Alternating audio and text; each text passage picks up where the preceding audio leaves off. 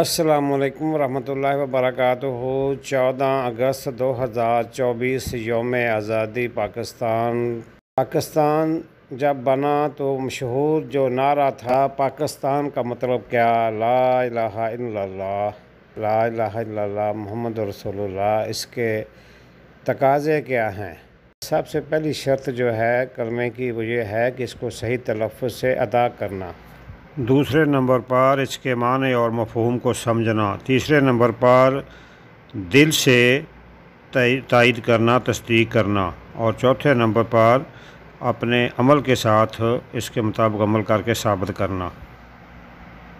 تو ہمیں اپنا محاسبہ کرنا چاہیے کہ ہم کہاں تک اس کلمہ کے معنی مفہوم کو سمجھتے ہیں، کہاں تک اس کے مطابق عمل کرتے ہیں۔ اللہ تبارک و تعالیٰ کی حاکمیت، عبادت صرف اللہ کی، طریقہ سیدنا محمد مصطفیٰ صلی اللہ علیہ وسلم کا، نماز کہاں تک ہم اس کی پابندی کرتے ہیں، قرآن کو کہاں تک ہم سمجھ کے پڑھتے ہیں، نماز کو کہاں تک سمجھ کے پڑھتے ہیں، دوسروں کے ساتھ ہمارا رویہ کیا نبی صلی اللہ علیہ وسلم کی پیاری سنتوں کے مطابق ہے، تو سب کو اس کا اپنا محاسبہ کرنا چاہیے۔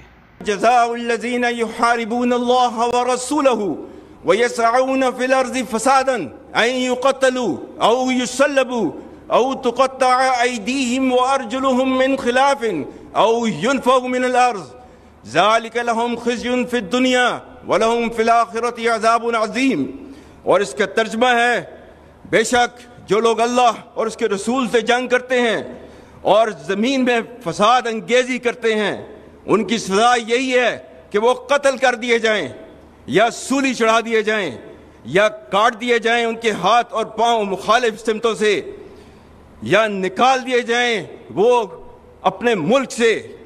یہ ان کے لیے رسوائی ہے دنیا میں اور ان کے لیے آخرت میں عذاب عظیم ہے۔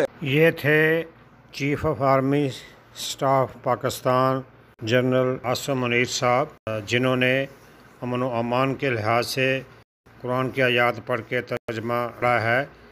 پاکستان ایسے ہی نہیں بن گیا تھا، اس کے لیے بہت ساری قربانیاں دی گئی تھیں۔